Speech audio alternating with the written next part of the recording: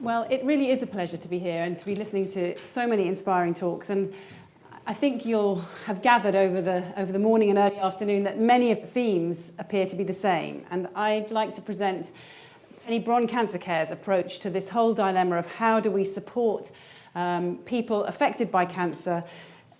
We're calling it an approach to survivorship, but really it's for anybody, including partners and supporters of people with cancer, because cancer will probably touch, we had the figures of maybe 1 in 3 of us will get cancer, which means almost all of us will know somebody who's affected by cancer and therefore be affected ourselves.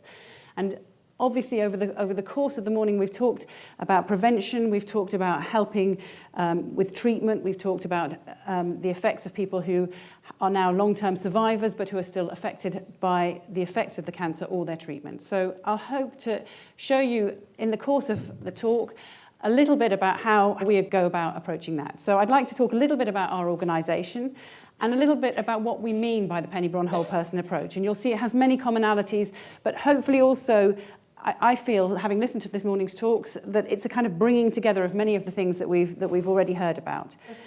Let me tell you a little bit about how we started. We started more than 30 years ago and started life as the Bristol Cancer Help Centre, founded back in 1980 by Penny Bron and Pat Pilkington. Penny herself was a social worker by background who trained as an acupuncturist, who got breast cancer in her 30s and ended up setting up the Bristol Cancer Help Centre to provide the sort of care that she would have liked to be able to access herself. She had to travel abroad. She went on a massive journey of personal discovery, but also of discovery of what treatments were available, and with her friend Pat Pilkington ended up founding the Bristol Cancer Help Centre.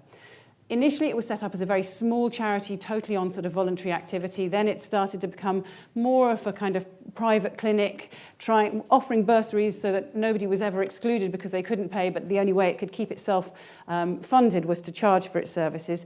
But since 2010, the organisation took the very brave decision to try and offer all our services free. And that's how we've gone on since 2010. And when I describe some of the services that we provide, you'll see that that is quite an amazing thing, because people are often staying in our centre, being fed, being housed for 5 days at a time with a lot of therapy input. But we've really made a commitment to doing that. And we've found that since we have the number of people that we're seeing and the range of people that we're seeing, feels that we've really made a good decision in that front. And really we try and offer services that offer what we call this whole person support throughout the cancer journey. And we try and integrate that into the cancer services pathway and link it to the National Cancer Survivorship Initiative so that we can work alongside conventional medicine. Because in our early days, we were finding that there was a group of people who would come to see us who were somehow separated from the conventional treatment paths, and we felt that often care was being fragmented, so that some people were not feeling that they could come to see us because they were worried about what their oncology and their cancer staff would think about it, or whether they might then be judged differently or treated differently. We've really tried in the last, I would say, 5 to 7 years to bridge that gap and to really make it much easier for some of the holistically minded NHS staff to feel able to recommend our services and able to sort of encourage people to come and take a more proactive and whole person approach to their health. And always we've tried to listen to the needs, the holistic needs of our clients when we're thinking about any sort of service development. And it's amazing. I mean, I think our organisation has changed, but also the climate in which we're operating has changed. And really starting or sort of being benchmarked in 2010 by this National Cancer Survivorship Initiative document, which recognised the unmet needs that Rob alluded to, that Beata alluded to this morning, and that Dorothy very powerfully alluded to, these unmet needs of people not feeling listened to, not feeling that their needs were being met. And they documented a series of things that they felt would address some of that people needed a personalised assessment, they needed more information, they needed care planning, and they needed supported self-management. And in that sense, we'd always been helping people manage themselves. And so it really felt that an awful lot of what we were doing already fitted very neatly into this vision document. And so we could start to work and partner with NHS organisations to develop some of our services in a way which they felt fitted with their agenda and we felt fitted with our agenda, and most importantly, really fitted with the client agenda. So we've talked a bit about where we position ourselves, but what do? We call it the Penny Bron Whole Person approach, and basically it is a holistic support programme for people affected by cancer. And our model is, and I think this is just a pictorial way of describing what many people this morning have spoken about, that the medical model tends to focus just on the physical body, and even more than that, just on the part of the physical body which has been affected by cancer, just those cells, and it tends to concentrate all its attention, surgery, radiotherapy, chemotherapy, even some of the novel targeted therapies at that particular area. But Penny, back more than 30 years ago, kind of intuitively recognised that there was much more to it than that, and now modern science is showing us much more about the connections between our minds, our bodies, our spirits, and our emotions, recognising that what happens in any one part of those is affected and affects all the others. So over the years, the techniques and therapies and approaches that we've developed at Penny Bron Cancer Care have sought to build up health and resilience in all of those different areas. For some people, one area might be more important, for another area. For other people, it may be important to get the balance of the whole thing right. But helping people to really assess themselves in each of those different areas and make their own sort of supported self-care plan, so that then these different sections can my diagram's supposed to say that they can neatly sort of fit together and support each other, and almost you'll see that a kind of a shape is created there that wasn't there before, where the body can work at its best. And we heard this morning about how 2 years of intensive Gerson therapy can help the body really detoxify and work at its best.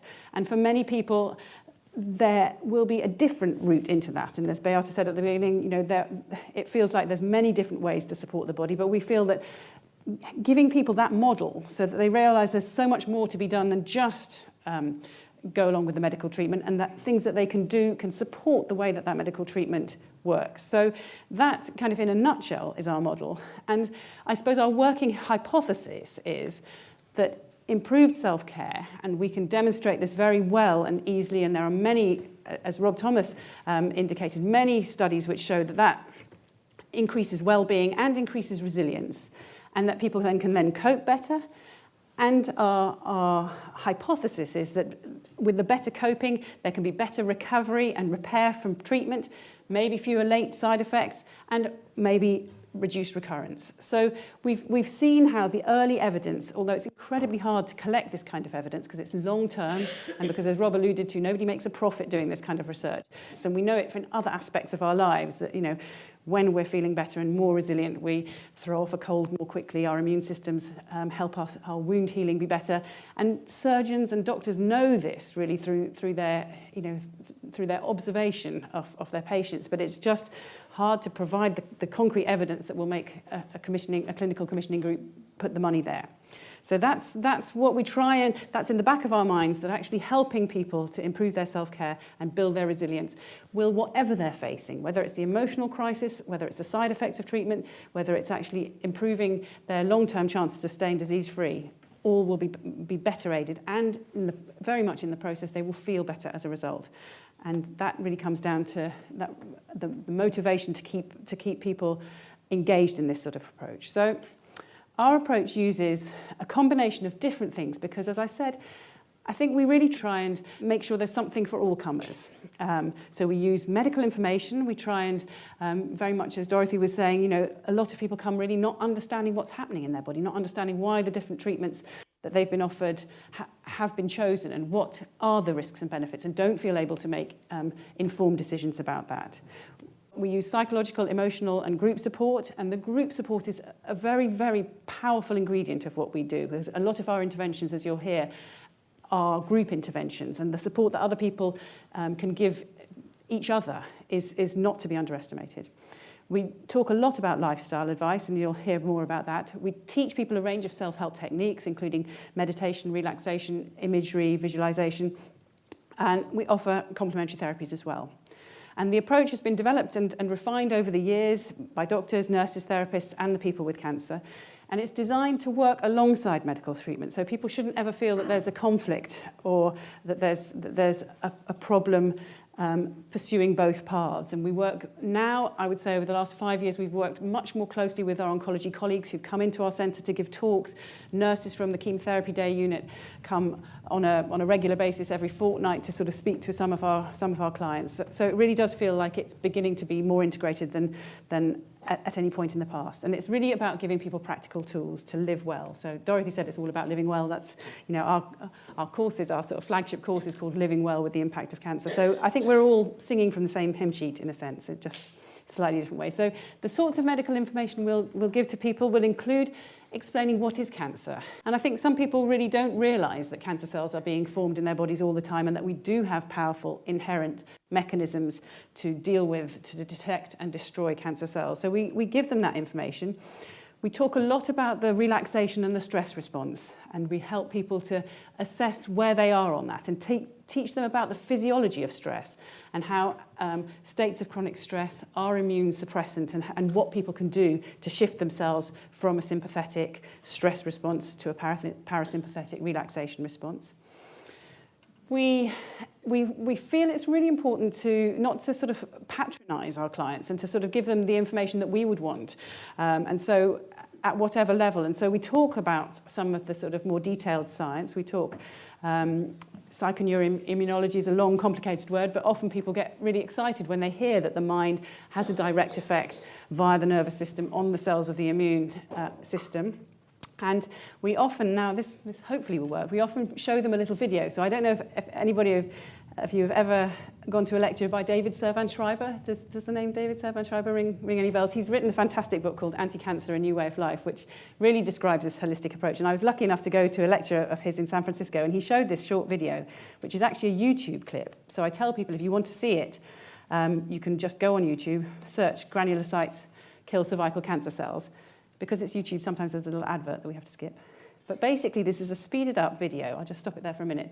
A speeded up video of human white blood cells, granulocytes, which are neutrophils. So these are not the primary specialized cells that are the most specialized at dealing with cancer cells. These cells are actually cells that are more specialized to deal with bacterial infections. So often I say to clients when I show this video, this is the B team, but they're easier to collect under the microscope. So this is why they're used in this film. And all that's happened in this film is that they've been speeded up, but they've been mixed in a test tube with some human cancer of the cervix cells, and this is what happens. So this is just to show people the power of their own immune system. So the big round cell is the cancer cell, and the little fast-moving cells are the body's neutrophils, or granulocytes. And I often stop, yeah. You can almost see that there's a little tube being formed between one of the neutrophils and the cancer cell. Because often people ask, well, if my body's destroying cancer cells all the time, why don't I feel it? Why don't I have the same side effects as if I was having a course of chemotherapy?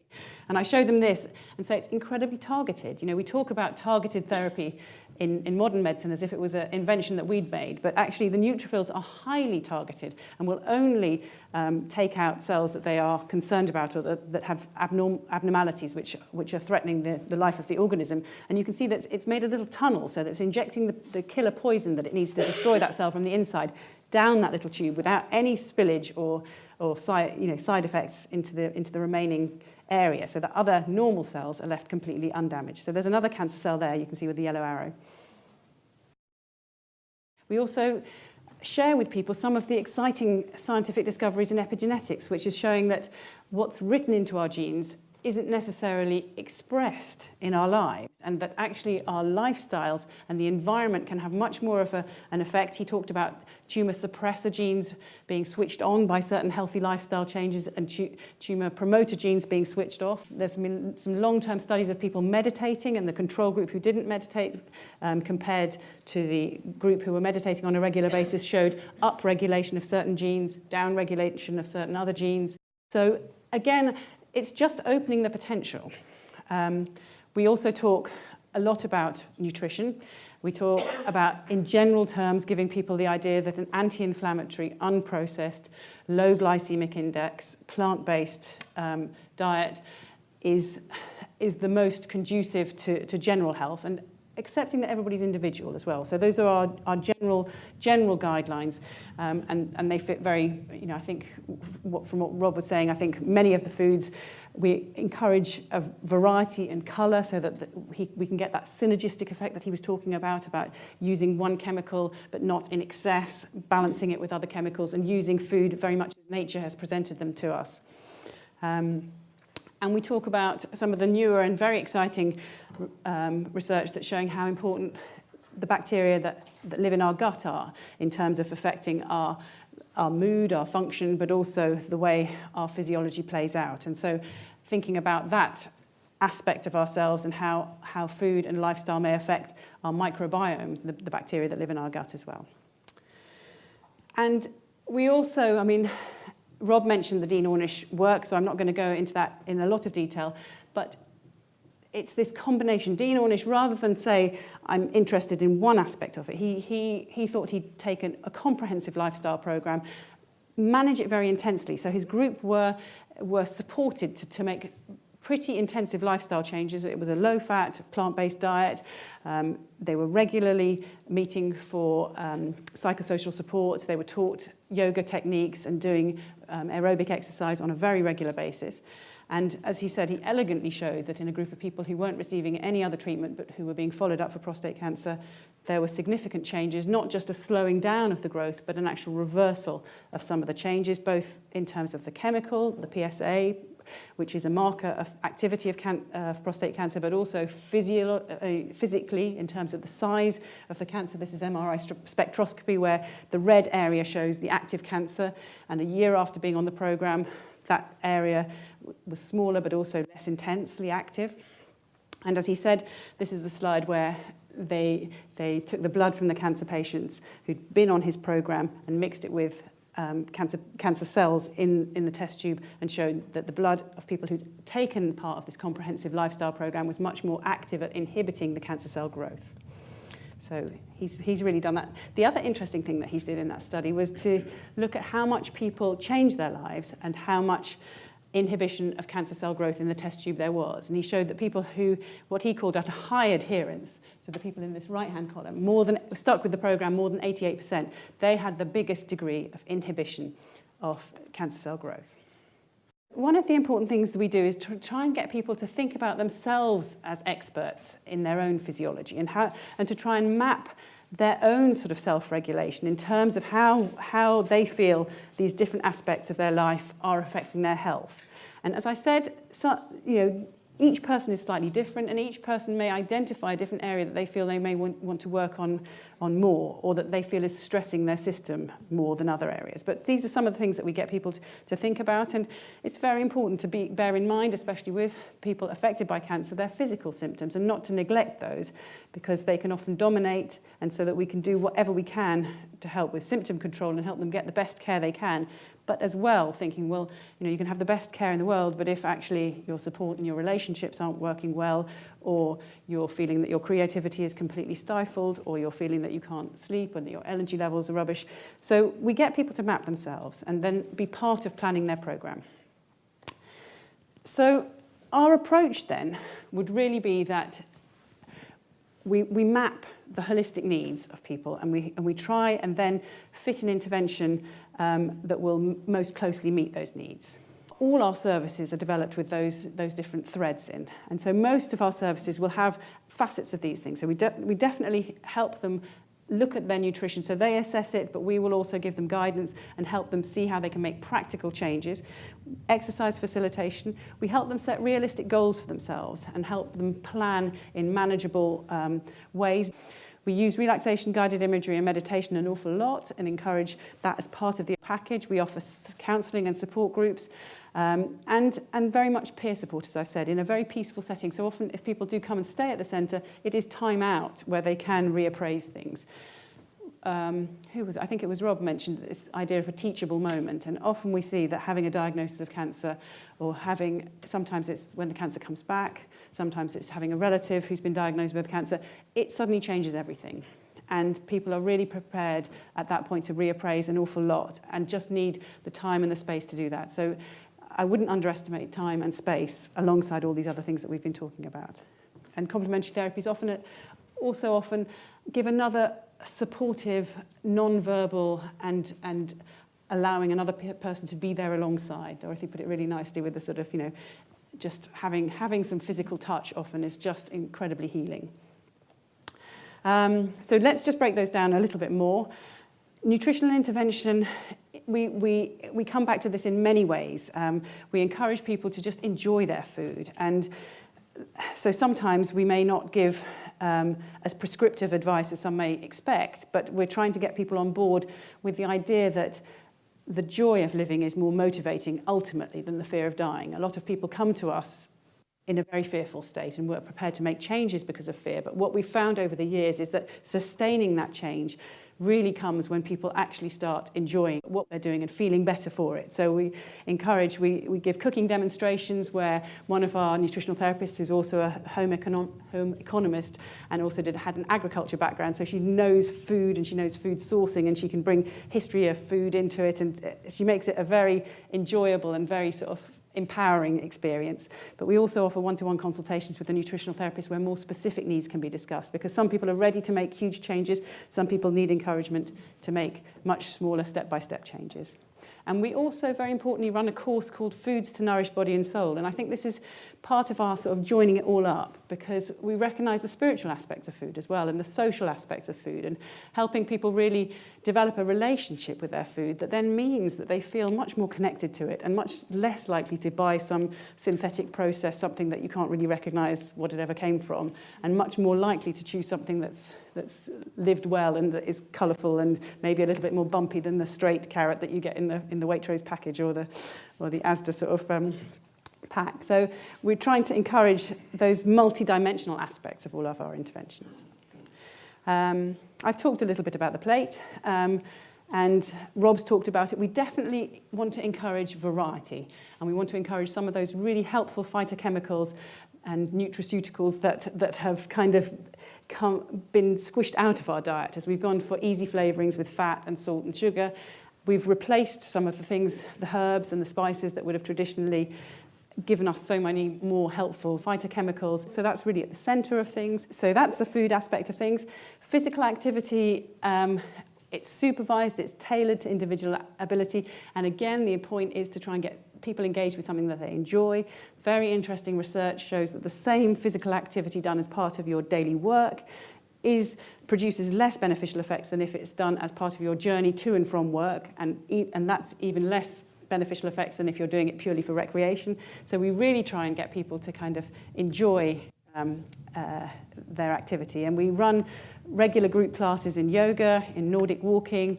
We have tasters and regular sessions of Tai Chi type, Qigong type exercises. We have exercise facilitators who've done the CAN Rehab course, which is a special cancer rehabilitation course aimed at physical activity instructors, and it's taken to a sort of level 4 level, and Rob Thomas has helped set up one of those training courses as well. And Biodanza is again another kind of dance and music-based form of activity that a lot of our clients really find very enjoyable and a great way to engage, especially people who haven't been very physically active. And Rob's talked a lot about the benefits of exercise in all sorts, the fact that prognosis can really be improved, and the fact that often being told, and I often quote Rob saying that sometimes he's sitting in a room talking about the pros and cons of a chemotherapy regime which might make 8% difference, whereas he knows if he could get that person exercising, it could be as much as a 50% difference in recurrence rate. So really trying to just reinforce that information so that people can understand why we're talking about it. We use a lot of mind, body and creative interventions as well, for a number of different reasons. We try and help counter the myth that a lot of people come to us with, that if you're going to beat cancer, you've got to be happy and upbeat the whole time. And I think that we find puts a lot of stress on people. And Beata mentioned the mind, but it mentioned actually helping people express the emotions and not sort of comforting them too quickly, or not sort of telling them to kind of chin up. And so actually helping people be okay with expressing their authentic emotions, but also recognizing that chronic depression and other chronic stress states are not a healthy state for people to be in, so helping them out of that. And we use a lot of group work with that, but also can offer one-to-one work and couples work as well. And we can offer telephone couples support for people who are too far away from the centre, who live too far away from the centre to come regularly. And we do use complementary therapies. We have a number of therapists who are on our paid staff, and we find, as I've said, that at certain times in the journey, the support of another person offering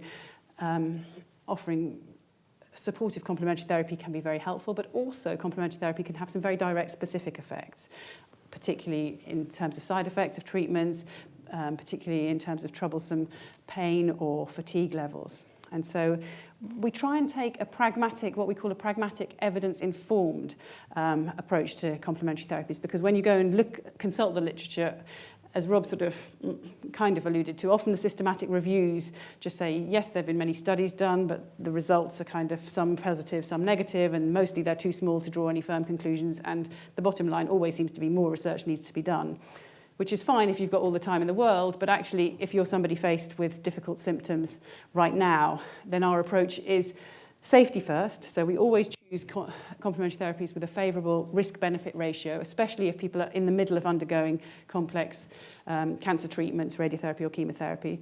And we help them to sort of taste and try out various therapies, because actually often, regardless of what the evidence says, if somebody says it's helping them, then it's helping them. If they say it's not much use, even though the evidence says it should help them, then it's not helping them. So we offer taster sessions of a number of different therapies so that they can work out what supports them.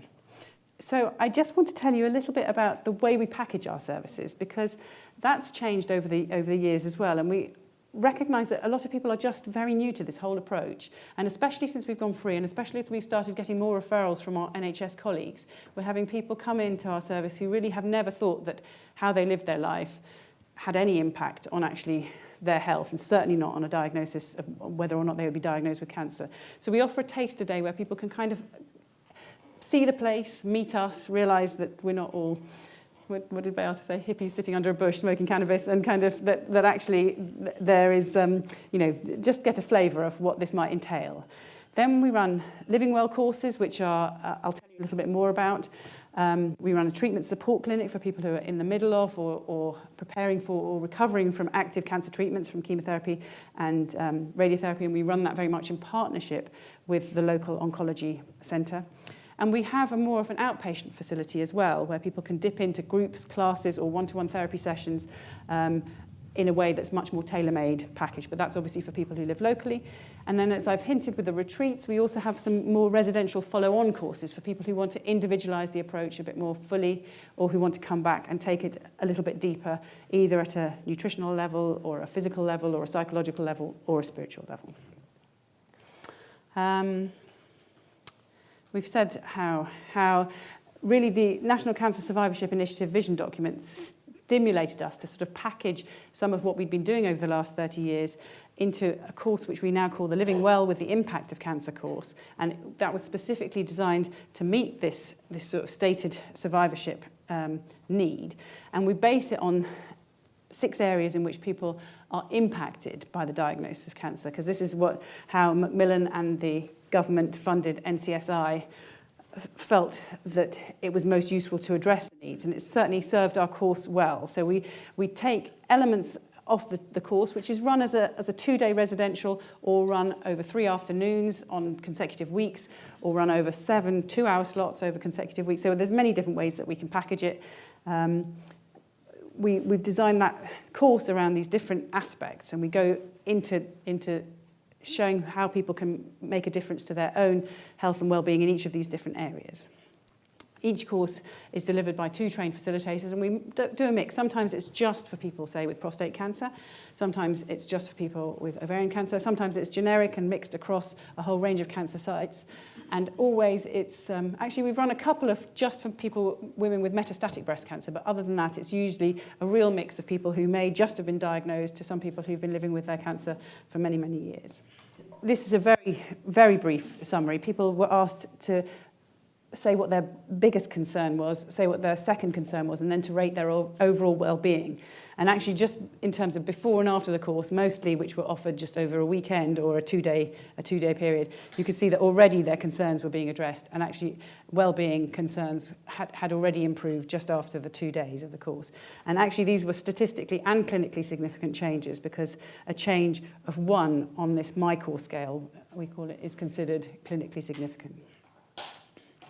And these changes persisted, so that actually people after 12 months were feeling that overall their quality of life had improved, their physical well-being had improved, emotional, functional and spiritual well-being had improved. A few people commented when they came to the Centre for courses that they had found the travelling quite hard, and I think Dorothy alluded to that too, that we're often dealing with a population who already have enough on their plate than wanting to do a lot of travelling. So the Living Well course was then expanded out, and we've now got 5 regional centres around the country where we offer the Living Well courses in partnership with other organisations often, so with local NHS organisations or local community organisations or sometimes local cancer charities. And so we're running a programme of Living Well courses all around the country, and this map just shows where they are and where our regional facilitators are. We've trained up a number of facilitators who live out in those regions who can deliver those courses. The other project I just wanted to tell you a little bit more about was the Treatment Support Clinic, which I alluded to earlier, because I think this is quite groundbreaking, certainly in our experience, in terms of how much cooperation and collaboration there's been with the oncology teams. And we've had oncologists come out, have regular input from the chemotherapy nurses and the radiographers who are providing the radiotherapy, so that we're helping people prepare and get through their treatment with as much self-control and self-management.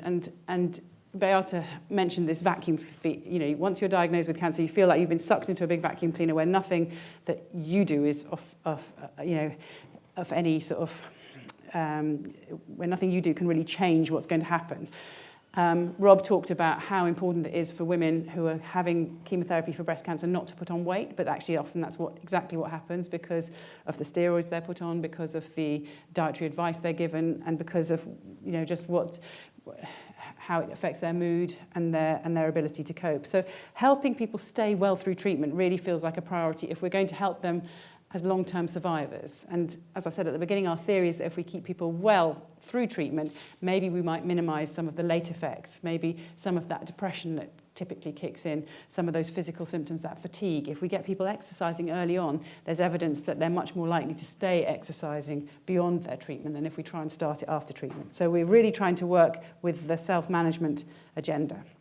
And we communicate with the oncology staff, get details of their treatment, they get details of what we've been talking to the patients about. And as part of that clinic, it's a Monday morning clinic. So having listened to Dorothy now, I wonder what would happen if we ran it on a Tuesday. But our numbers don't seem to be too bad on a Monday morning. And it's a drop-in so that people kind of let us know if they're coming, but there's no expectation that they'll come every week. Although we do encourage them to try and come at least 3 sessions in fairly close succession, just to get an idea, because we rotate the speakers and we rotate the information sessions. So the educational sessions will be talking about some of the things that I talked about before, but also might be about the way chemotherapy works or the way radiotherapy works, or about how to get the best out of your anti-sickness medication. It might be about, we've had psychologists come, we've had people from the local Walks for Health group come and talk about what's available in the region. So the educational session is for the mind. Then we get people doing a bit of light exercise. And often people think, oh my goodness, I'm in the middle of treatment. Some people come the day before treatment, the day after treatment, but we still get them to exercise. And we really encourage them to sort of grade themselves as to what they feel capable of.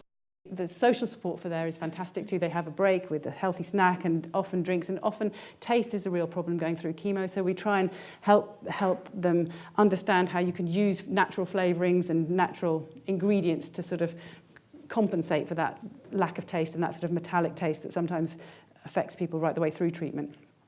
They all do a guided relaxation together, and often they absolutely love that. And just giving people the experience of switching off for a while. We've got some incredibly comfy chairs that people can lean back in and relax in.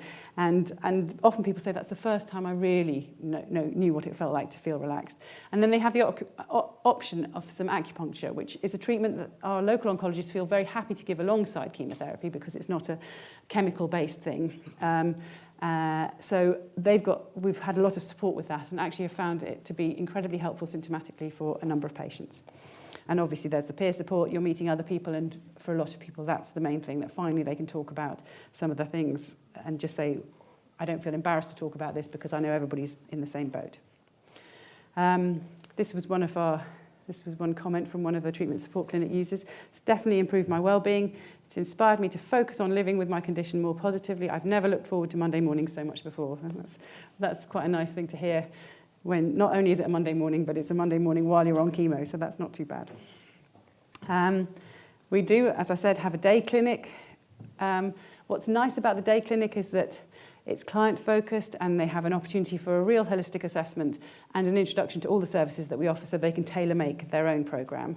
And there's a variety of therapies. We do offer one-to-one sessions with a doctor where maybe medical questions can be answered. We're not a second opinion and we don't prescribe or deliver any treatments ourselves as doctors, but we do help to make sense of things and often provide a sort of sounding board for some of the difficult decisions that they're facing or some of the weighing up possible interventions. And we're also a good source of what's going on locally in terms of supporting people with cancer.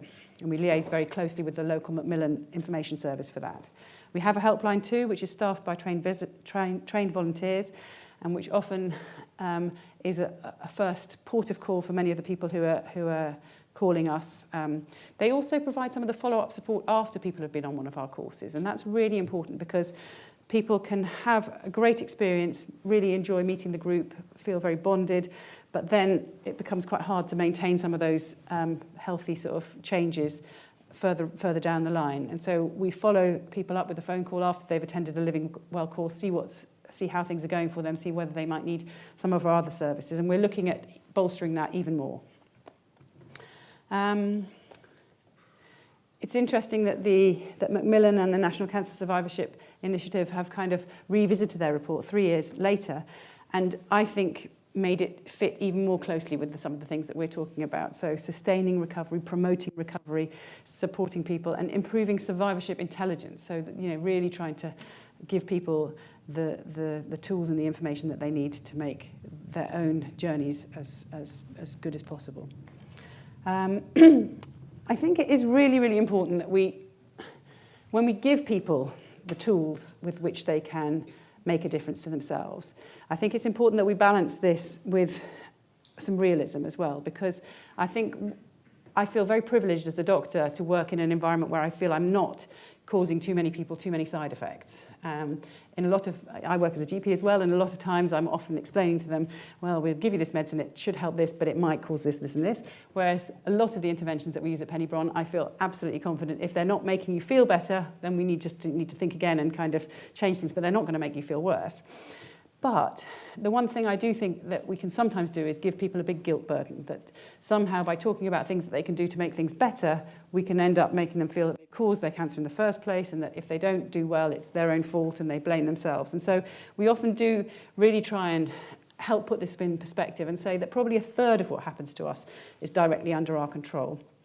For another third, we need the help and support of other people, maybe a good surgeon, maybe a fantastic Gerson support therapist, but then probably a third is not under anybody's control. And so all we're helping people to do is do the best they can with what they can. And I think giving people permission to lay some of that burden down or to ask for support as well is really, really important, because it can feel, especially for some people, as if they have to take on this extra burden of sort of responsibility for everything. Here are a few quotes from people who attended a Living Well course.